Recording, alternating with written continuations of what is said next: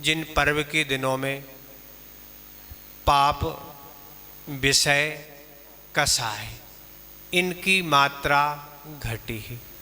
क्या पर्व किसे कहते हैं?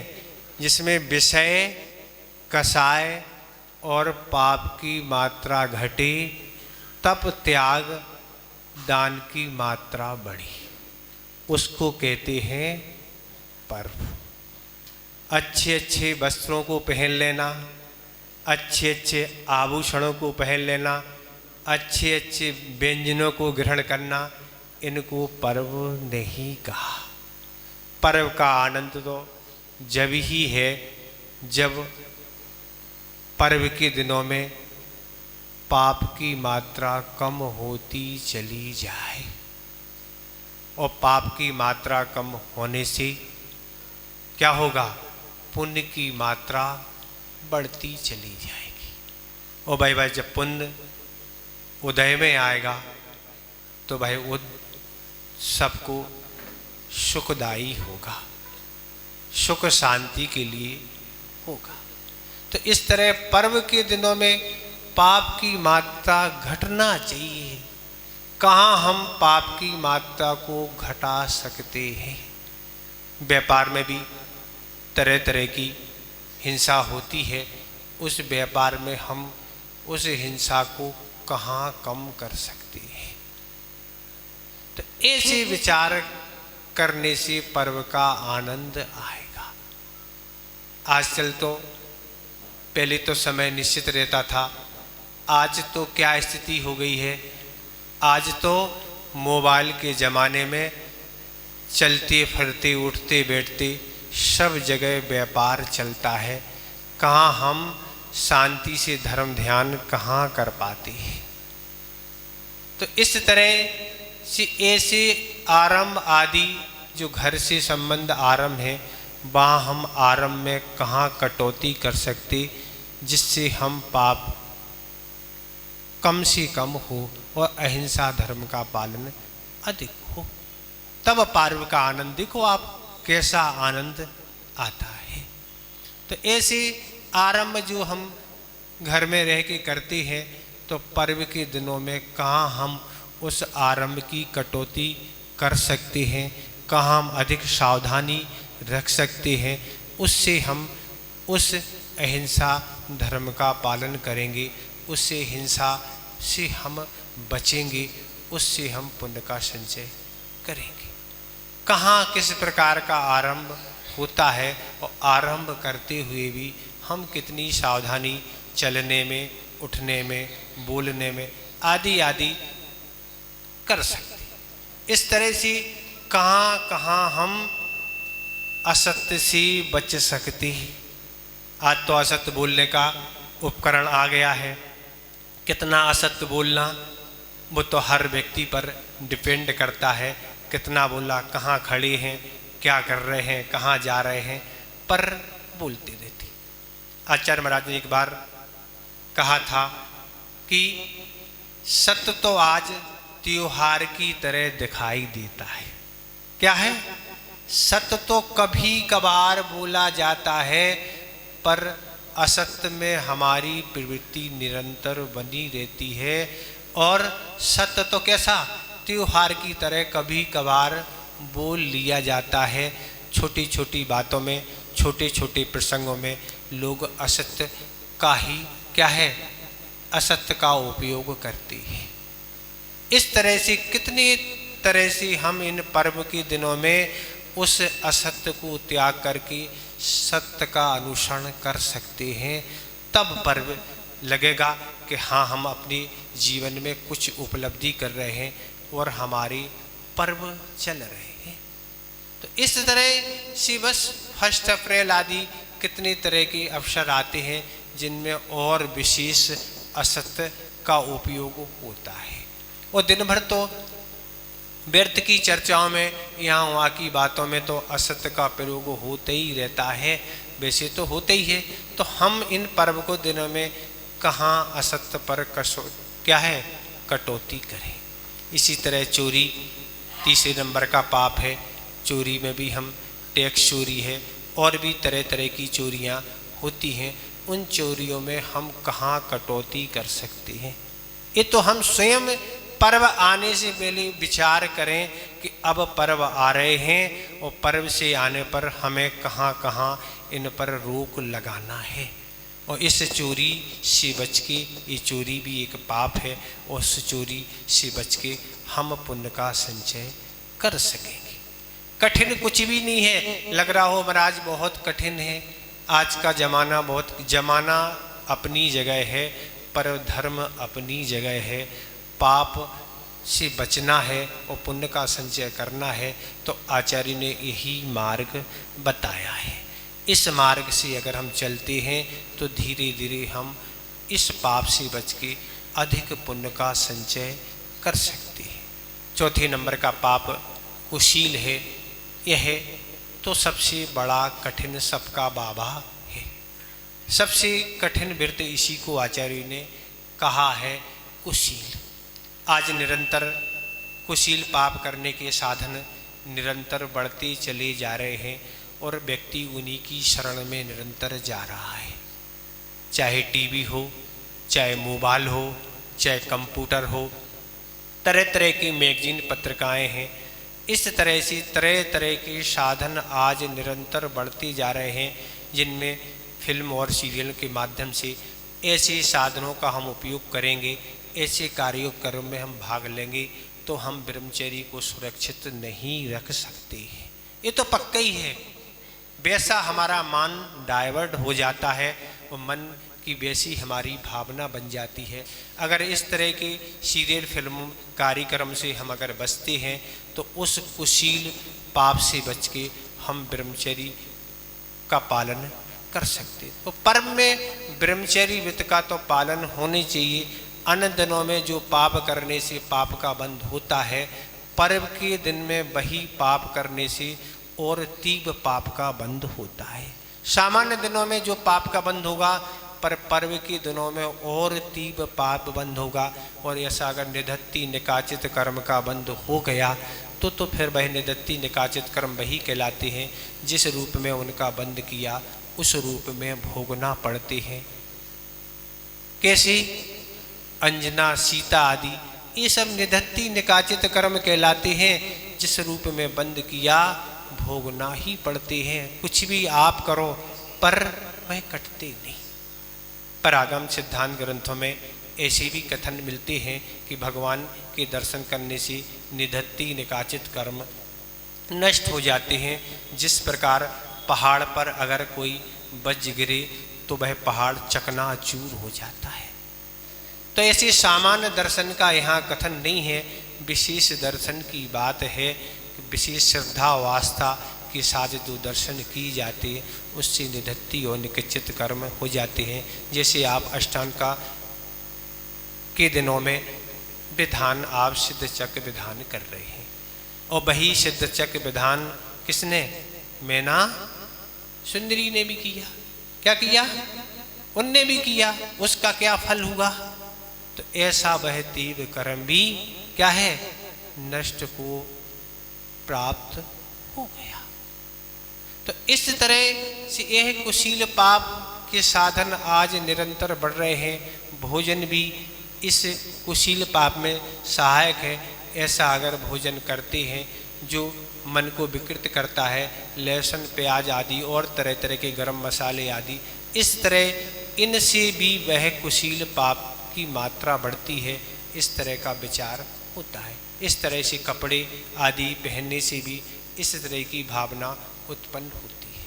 तो ऐसा कुशील पाप है, इस भी पर्व के दिन में इसका पालन होना चाहिए, तब जाके हम उस पाप से बच सकते हैं। इन साधनों से अगर हम बचेंगे तो हमारे अंदर यह व्रत पालन करने की भावना बनेगी और यह व्रत पालन होगा। आचार्य ने लिखा है, जो एक दिन ब्रह्मचर्य व्रत का पालन करता है वह 9 लाख जीवों को अभयदान देता है। कितना? 9 लाख जीवों का एक दिन का जो ब्रह्मचारी व्रत पालन करता है, 9 लाख जीवों को वह अभयदान देता है। ऐसा आचार्य महाराज का कथन है। तो इस तरह से इस कुशील पाप की निरंतर साधनों की मात्रा बढ़ने से, उनसे जुड़ने से निरंतर व्यक्ति दूर होता चला जा रहा है और निरंतर पाप का बंध हो रहा है। 5वें नंबर का पाप है, क्या है? परिग्रह। और परिग्रह को लोग पाप नहीं समझते हैं। आचार्य महाराज ने कहा था, लोग आज परिग्रह को पाप नहीं समझते हैं और उस परिग्रह की पूजा दीपावली के दिन करते हैं। किस लिए करते हैं? सब कुछ खोल के रखते हैं और क्या है? बढ़ जाए। पर ये नहीं सोचते हैं परिग्रह जितना बढ़ेगा उतना ही क्या है? बहवारम परिग्रतम नारकशायषा। ऐसा आचार्य उमा स्वामी महाराज ने तत्त्वा सूत्र के 6 अध्याय में आश्रव को लेके कथन किया है। जितना बहुत आरंभ और बहुत परिग्रह नरक आयु के लिए कारण है। राजा सैनिक का कथन आता है कि मुनि महाराज के गर्भ में सर्प डाला, इसलिए उन्हें नरक आयु का बंध हुआ। पर आचार्य गुणभद्र महाराज ने उत्तर पुराण में उल्लेख किया कि बहुत आरंभ और परिग्रह के कारण राजा सैनिक को नरक आयु का बंध हुआ। दोनों आचार्यों के दोनों मत हो सकते हैं, इसमें कोई बाधा नहीं। पर बहुत आरंभ और बहुत आरंभ क्या कहलाते हैं? बड़े बड़ी फैक्ट्रियाँ, बड़े बड़े कारखाने और भी बड़े बड़े कार्य आरंभ के हो सकते हैं, जिसमें वह नरक आयु का बंध कर सकता है। और नरक आयु का एक बार बंद हो गया पर उसका फिर संक्रमण नहीं होता, चाहे नरक आयु हो चाहे कोई आयु हो। आयु एक ऐसी चीज है जिसका कभी परिवर्तन नहीं होगा। एक बार आयु बंद होने के बाद उसका संक्रमण नहीं होता है। जिस आयु का बंद किया वहाँ जाना ही पड़ता। जैसे उदाहरण के रूप में राजा सैनिक, जिन्होंने 7वीं पृथ्वी की आयु का बंद किया 33 आयु कर, पर उन्होंने भली छायक सम्य दर्शन प्राप्त कर लिया, तीर्थंकर प्रकृति का बंद कर लिया, पर जाना तो नरक पड़ा। पर 7वीं से पहले नरक की आयु का परिवर्तन हो गया, पर नरक जाना उनका छूटा नहीं। कर्म सिद्धांत तो बड़ा अलग तरीके का है। जो कर्म का बंद किया, अगर आपने भावों में विशुद्धि नहीं बढ़ाई और उसका संक्रमण आदि नहीं किया तो नियम से भोगना ही पड़ता है। कानून की जैसी सजा होती है, कानून की सजा तो फिर भी परिवर्तन हो जाती है, कुछ आप उलट फेर कर लेते हैं, पर कर्म सिद्धांत तो बड़ा अटप है। जैसे कानून कहता है भली आप प्रधानमंत्री हो, राष्ट्रपति हो, मुख्यमंत्री कुछ भी हो, अगर आपने अपराध किया है तो हमारे कैद खाने कटघरे में खड़े हो जाओ, हम आपसे जो पूछ रहे हैं आपको बताना होगा। अभी ना आप राष्ट्रपति हैं, ना प्रधानमंत्री, ना मुख्यमंत्री, कुछ नहीं है, अभी तो आप एक कैदी हैं और कैदी की तरह हम आपसे जो पूछ रहे हैं वो आप बताएं। इसी तरह कर्म सिद्धांत कहता है जो आपने कर लिया उसको भोगना पड़ेगा। 1 मिनट का मजा और बरसों सागरों की सजा। बस राजा सैनिक ने 1 मिनट ही लगा होगा यशोधर महाराज के गले में सर्प डालने में, 1 मिनट का मजा था। 33 सागर क्या कहलाते हैं? नरकों की सजा का बंद कर लिया। वह तो यशोधर महाराज की कृपा हो गई, आशीर्वाद का हाथ उठ गया और वह इस मार्ग से जुड़ गए और सम्य दर्शन होके अपने जीवन को अच्छा बना लिया। सभी तो राजा सैनिक नहीं हो सकते, सभी की विशुद्धि ऐसी नहीं बढ़ सकती। तो इस तरह से परिग्रह भी एक पाप है। उस परिग्रह के बढ़ाने में नहीं लगी रहो, जितना में आपका अच्छे से निर्भय हो सके। हम दरिद्र बनाने की बात नहीं कर रहे, ये नहीं करे आप दरिद्र बन जाएं, दरिद्र बात नहीं, जितने में आपका निर्भय जीवन का हो सके, अच्छे से बन सके, संतोषी बने, तो हम अपने जीवन को अच्छे बनेंगे। पर नरक आयु का अगर बंद हो गया तो क्या होगा? होगा क्या? जाना ही पड़ेगा। होगा क्या? छूटना ही नहीं, परिवर्तन ही नहीं। तो इस तरह से पर्व के दिनों में पाप की मात्रा घटती चली जाए, भली आप इस अष्टांगा में विचार नहीं बना पाए हैं, अब जो शेष दिन हैं उनमें यह कार्य आप कर सकते हैं और आगे के लिए पूर्ण रूप से कर सकते हैं। अभी भी अष्टांगा फिर आने वाली हैं, कब आएंगी? चतुर्मास के बाद। तो और भी 10 लक्षण पर्व भी आएंगे और भी पर्व आएंगे, अष्टमी चतुर्दशी आदि आदि पर्वों में हम अपने जीवन को कहाँ इस पाप की मात्रा घटा सकते, ये विचार करने के दिन हैं। ये नहीं कि अच्छे से मौज मस्ती करें और अच्छे से व्यंजन क्या है ग्रहण करें, तो ये कोई पर्व की परिभाषा आचार्य ने नहीं बताई। तो इस तरह से विषय की मात्रा घटे और क्या है, पाप के साथ विषयों की पंचेंद्रिय के जो विषय हैं, कर्णेंद्रिय के जो विषय हैं, उनसे हमारी मात्रा घटे। ऐसे गीत संगीत हैं, तरह तरह की भी कथाएँ हैं, पाप कथाएँ हैं, तरह तरह की निंदाएं हैं, जिनमें हमारा विदाउट इंटरवल समय व्यतीत होता है और निरंतर हम पाप का बंद करते हैं। वही आचार्य उमा स्वामी महाराज ने तत्वा सूत्र के 6 अध्याय में नीच गोत बंद के लिए कारण कहा है। अपनी प्रशंसा और दूसरे की निंदा से क्या होता है, नीच गोत का बंध होता है।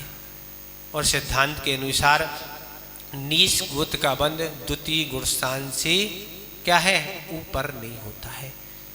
अगर जिसने निंदा करते हैं तो नीच गोत का बंध होता है, अर्थात सम्यक दर्शन छूट के वह द्वितीय गुणस्थान में आता है और द्वितीय गुणस्थान में जो आता है तो वह नियम से प्रथम में तो जाता ही है। अगर सम्यक दर्शन से छूट गए, हम रहित हो गए, तो फिर चौराहे पर खड़े हैं, किसी भी आयु का बंध हो सकता है, पर सम्यक दृष्टि होने के नाते इन नरक त्रेंच मनुष्य आयु का बंध नहीं होगा, देव आयु का ही बंध होगा। तो इस तरह से निंदाएं, तरह तरह के आगम के पुराण तो निश्चित ही हैं जिनका वाचन होता है, पर समाज में तो इतने प्रकार के पुराण हैं जो बसते ही रहते हैं, जिनकी कथाएं चलती रहती हैं, जो कथाएं समाप्त नहीं होती हैं। लोग कहते हैं और क्या हुआ और क्या हुआ, इसी में 2.5 घंटे की सामयिक यूं हो जाती है, जिसमें सिर्फ पाप का ही बंध होता है, कोई पुण्य का बंधन नहीं होता है। लोग रातों में इसीलिए जागते हैं, यहाँ वहाँ खड़े होते हैं और पुराण बसते रहते हैं। इनके जब भी नगरों में, जिन नगरों में रात्रि में स्वाध्याय होता है, उसमें तो नींद आती है, किसी को बोरियत होती, मन नहीं लगता, पर इन पुराणों में ना तो बोरियत होती है ना नींद आती है। और क्या हुआ और क्या हुआ, इसमें ही सारा समय निकल जाता है। ये है जैन सिद्धांत के रहस्य, जैन सिद्धांत की बातें, आगम की बातें। इन आगम की बात मात्र पढ़ने से कुछ नहीं, जीवन में उतारने से ही हम सावधान हो सकते हैं। तो ये सब चीज़ें यहाँ बताई जा रही हैं। तो कर्ण इंद्रिय पर विजय करना होगी। और दूसरे नंबर की कौन सी है, चक्षु इंद्रिय। चक्षु इंद्रिय के क्या विषय हैं जिनसे हम ऐसे राग देश करके पाप का बंद कर लेते हैं। उन चक्षु विषयों पर हमारा नियंत्रण होना चाहिए। जो भी टीवी, मोबाइल आदि जो भी ऐसे साधन हैं जिनसे हम देखते देखते हम गलत भाव कर लेते हैं, गलत भाव करने से भी हम वह क्रिया कर पाएँ या ना, पर पाप का बंद हो ही जाता है। भाव मात करने से पाप का बंद हो जाता है, द्रव्य हिंसा हो या ना हो। तीसरे नंबर की घ्राण इंद्रिय है। घ्राण इंद्रिय से भी सुगंधित आदि पदार्थ अनेक प्रकार के हैं जो हिंसा से भी बनते हैं, अहिंसा से भी बनते हैं, पर उनमें हम कहाँ कहाँ किस प्रकार से हम नियंत्रण कर सकते हैं, तो वह हम स्वयं सोचें। उन साधनों से, उन वस्तुओं से हम बचें। और चौथी नंबर पर है रसना इंद्रिय। और रसना में तो फंसने ही नहीं, और रसना में अगर फंस गए तो फिर कुछ कहने ही नहीं। अपना भोजन वही हो जो हमारे धर्म ध्यान में सहयोगी हो, हमारी साधना में सहयोगी हो, हमारे स्वास्थ्य के लिए अनुकूल हो, वह तो ठीक है। पर इस तरह का तामसिक भोजन आदि हम करते चले जाएं जिससे हम अपने परिणामों को संभाल नहीं सकते, तो ऐसे भोजन का उपयोग करें, अपने मन के अनुसार नहीं।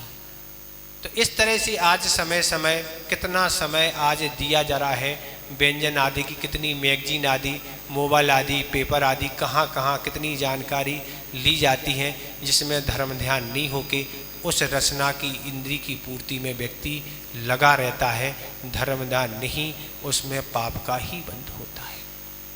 5वें नंबर की स्पर्श इंद्री है। स्पर्श इंद्री से भी हम इन पर्व के दिनों में कहाँ पंखा, कूलर, एसी आदि और भी हीटर आदि कितने साधन होते हैं जो हम इसमें स्पर्शन इंद्री के लिए, सुकुमार गद्दे आदि कितने तरह के काम, उनसे हम यहाँ कहाँ स्पर्श इंद्री पर विजय प्राप्त कर सकते हैं। उन मुनिराजों का आप स्वयं चिंतन करें और उनके चिंतन को लेके अणुवृत्ति का चिंतन करें कि कैसे जीवन भर के लिए किस तरह की स्पर्श इंद्री पर वह विजय करते हैं। गद्दा, तकिया आदि और भी एसी आदि, इनको नियंत्रण में करके उस पाप से बचते हैं। तो इस तरह से इन पर्व के दिनों में 5 इंद्रियों पर हम लगाम कहाँ कहाँ किस रूप में लगा सकते हैं, जिससे हम पाप से बच के पुण्य का संचय कर सकते हैं।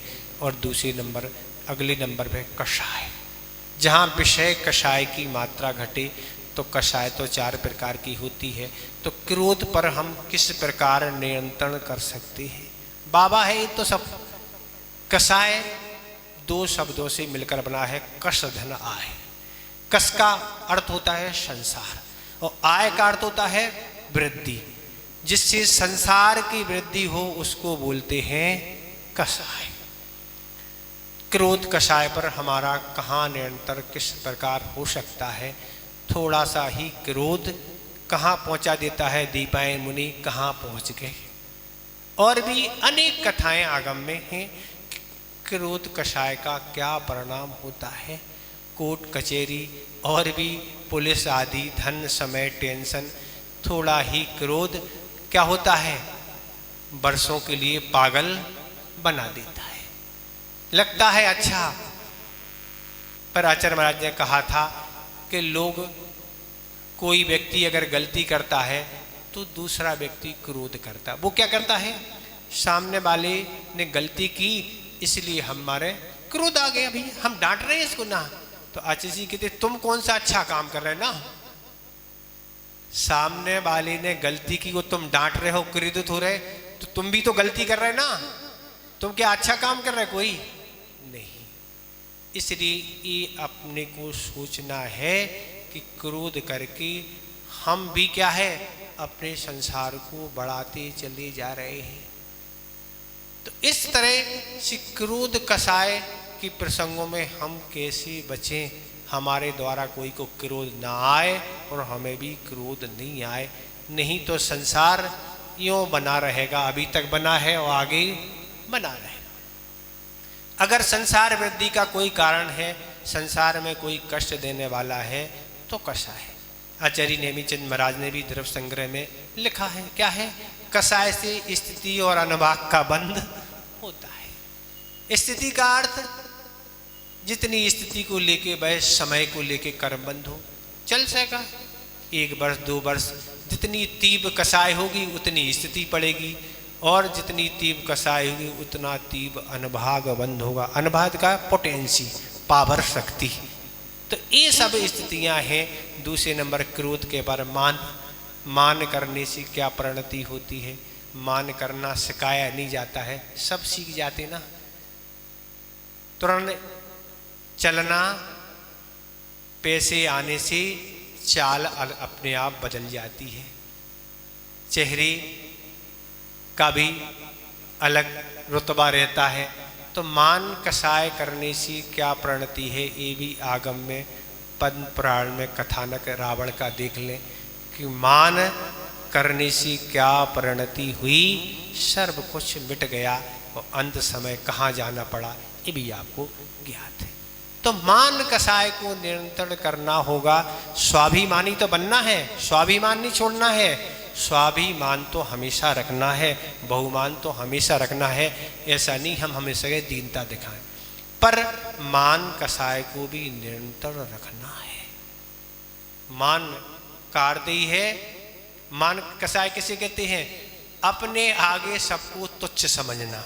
क्या कहते हैं, हम में जितनी अकल है वह किसी में है ही नहीं। सबको अपने आगे तुच्छ समझना, हीन समझना, उसको मान कहते हैं। तो इस तरह श्री मान कसाय के बारे में आप पढ़ें, चिंतन करें। तीसरे नंबर पर है मायाचारी। मायाचारी को भी हम कहाँ कहाँ उस पर कंट्रोल कर सकते हैं। मायाचारी भी एक कषाय है, और मायाचारी कितनी खतरनाक होती है।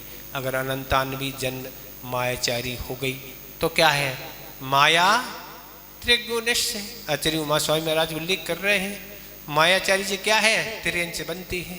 हाथी भी है त्रियंच में, क्या स्थिति है, शेर भी त्रियंच है, और भी कितने त्रियंच। तो मायाचारी करने से त्रियंच आयु का बंध होता है। और एक बार त्रियंच बन गए तो 6 ढाल की पहली ढाल में आपने चारों गतियों के दुखों के बारे में पढ़ा होगा कि त्रियंचों की क्या दशा है, भूख प्यास आदि को लेके क्या दशा है। एक बार बंद हो गया, जाना ही पड़ेगा। और अभी हम बता नहीं पाए कि नरक और स्वर्गों में तो ऐसी सुविधा है कि अकाल मरण नहीं होता। कितनी अच्छी सुविधा है। नरकों में तो और विशेष है ना, बहुत अच्छी सुविधा है, अकाल मरण नहीं होता। जितनी आयु का बंद किया भोगना ही पड़ता है। मनुष्य त्रियंचों में तो आयु क्या है, अकाल मरण हो जाता है। पर देव और नारकियों का अकाल मरण नहीं होता। जितनी आयु मिली है भोगना ही पड़ती है। तो इस तरह मायाचारी का क्या परिणाम है। और अगली क्या है, लोभ कषाय। लोभ कषाय को हम, लोभ को पाप का बाप कहा है। तो लोभ कषाय पर हम कहाँ नियंत्रण करें। इन पर्व के दिनों में तो हमें कुछ से कम व्यापार के समय की सीमा बनाना चाहिए कि कितने घंटे हम प्रतिदिन जो व्यापार करते हैं, इन पर्व के दिनों में हम इस व्यापार के समय में कितनी कटौती करें, कैसा क्या काम करें जिससे हम धर्म अधिक से अधिक कर सकें। तो ठीक है, वही चल रहा है तो पर्व का क्या मतलब है। अन्य जैसा सभी दिनों में चलता वैसे ही पर्व के दिन में चल रहा। तो इस तरह से समय आपका हो रहा है। बोरियत भी आपको हो रही होगी कि कहाँ से कहाँ महाराज विषय महाराज ले आए। ऐसा लग रहा है, बहुत अच्छा लग रहा है। ऐसा तो नहीं लग रहा है, आपको भली लगे, आपके लगने से कुछ नहीं। आचार्य ने जो हम सब आपको उपदेश दिया वह उपदेश हम आपको दे रहे हैं। आपको बुरा लगे चाहे बुरा लगे वो आप समझें, पर आप को संसार से घटाने वाली बातें हम आपको बता रहे हैं, और संसार को बढ़ाने वाली बातें तो आप समझते ही हैं, वो आपको समझाने की जरूरत है ही नहीं। तो इस तरह से विषय कषाय, इनकी मात्रा, पाप की मात्रा जहाँ जहाँ घट रही है वहाँ पर्व बनाने का आनंद है। और वास्तवता अगर ये पर्व नहीं होते तो व्यक्ति पाप से नहीं बच पाता। मान लो ये विधान नहीं होना होता तो इस समय आप कहाँ होते, क्या कर रहे होते। विचार करो, आप विधान में बैठ के उन पापों से बच रहे हैं और निरंतर पुण्य का संचय कर रहे। विधान नहीं होता दूसरे कामों में लगे होते। तो ये बार बार जो भी अनुष्ठान कार्यक्रम समय समय पर समाज में होते हैं, इससे हम धार्मिकता से जुड़ के उन पाप से हम हट जाते हैं और पुण्य की प्रवृत्ति हमारी बढ़ जाती है। तो इस तरह से त्याग और तप की मात्रा बढ़े, क्या है, इनकी मात्रा घटे, पाप विषय कषाय और तप और त्याग की मात्रा जहाँ बढ़े, तप की भावना बढ़े, पर्व के दिन में अवसर मिलता है, अनुकूलता है, उपास करें। अनुकूलता नहीं है, ऊनोदर करें, एक आसन करें, रस का त्याग करें। जो भी आपकी अनुकूल और क्षमता हो उसके अनुसार आप करें। मौन रहें, स्वाध्याय करें। अनेक पहलू हैं उन तप के, वह आप करेंगे, वैयावृत्ति करें तो वह तप का आनंद आएगा। और त्याग करें, धन का भी त्याग होता है। जो भी आपकी शक्ति है, न तो आपका धन उन पापों में तो लगना ही है, पापों में तो जाना ही है। अगर अच्छे काम में लग गया धन तो आपको जीवन में वह पुण्य क्या होगा, वह पुण्य जब उदय में आएगा तब आपको ज्ञात हो गया। पूर्व में जो पुण्य किया उसके फल स्वरूप ही हम धन वैभव से संपन्न हुए, सारी अनुकूलता बनी। और हम आगामी जीवन को अगर सुंदर बनाना चाहते हैं तो उसी तरह हम अपने धन का सदुपयोग करें। पूर्वजों ने भी यही किया।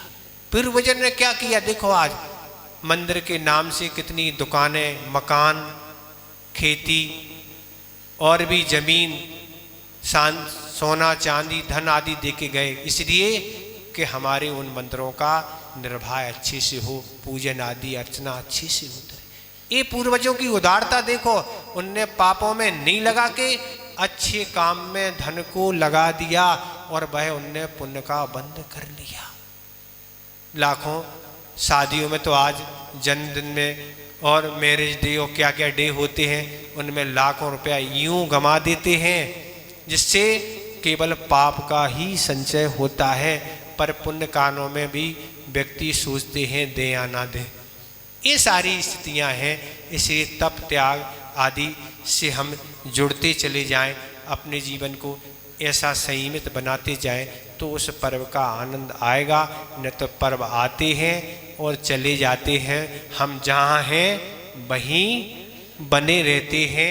केवल मात्र दिन गिनने से नहीं होता है कि दिन निकल रहा है, समय कट रहा है। अच्छा जी कहते समय नहीं काटना है भैया, कर्मों को काटना है। समय तो कट ही रहा है, सुबह से शाम और शाम से सुबह हो जाती है, पर कर्म नहीं कटते। और कर्म नहीं कटने से हम वही संसार में दुख उठाए करते हैं। इतने हम पर्याप्त समझते हैं। बाकी तो आप भोपाल वासी राजधानी है, अनेक मुनिराज, अनेक लोगों का खूब आपको चतुर्मास सानिध्य मिला, खूब आप स्वाध्यायशील है, खूब अच्छा सब समझते हैं। हमसे तो जो बना तो हमने आपको बता दिया। अगर आगामी जीवन को आपको सुंदर बनाना है तो उन पाप आदि की मात्रा घटाते चले जाएं, साधना करते जाएं, पुण्य के काम से जुड़ते जाएं, तो आपका जीवन अच्छा बन जाएगा। अंतर इसी संसार में जन्म मरण के दुख उठाना पड़ेंगे। इतने ही हम पर्याप्त समझते हैं। अहिंसा परमो धर्म की जय बोलिए। परम पूज्य मुनिवर श्री विमल सागर जी, अनंत सागर जी, धर्म सागर जी, भाव सागर जी महाराज की